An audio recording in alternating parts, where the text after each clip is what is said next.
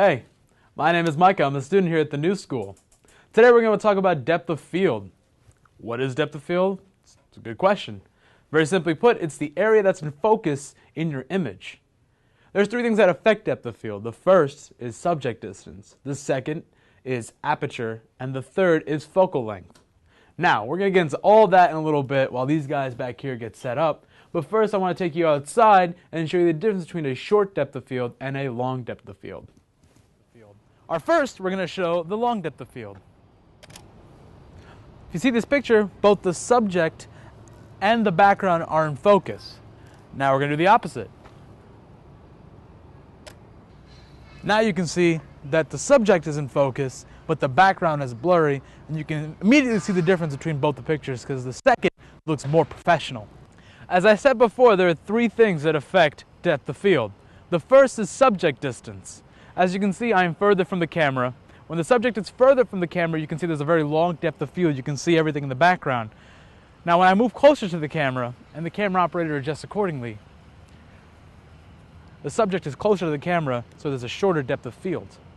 Now we're going to talk about how focal length affects the depth of field.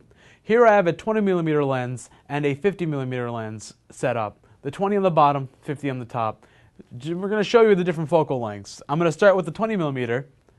20mm you can see is a wider frame and a rather long depth of field. You can even see the pictures in the background in focus. Now we're going to go to the 50mm.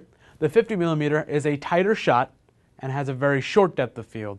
You can see my hand going in and out of focus. Now, the longer the focal length, the shorter the depth of field, and the shorter the focal length, the longer the depth of field. Now we're going to talk about aperture. Aperture is how much light is coming into the camera. The more closed my aperture, the less light is coming to the camera. The more open my aperture, the more light is coming to the camera. Now, aperture also affects depth of field. As you can see, my aperture is all the way open right now, and the first computer is in focus, while the second computer is out of focus, so you see a very short depth of field. Now, if I close down my aperture, you can see that both computers are now in focus. So by closing down the aperture, I've created a longer depth of field. Now the challenge is to balance your subject distance, focal length, and aperture to create the depth of field that you want. Hope our tutorial was helpful. If you want any more information, check out newschoolalbany.edu and enroll today.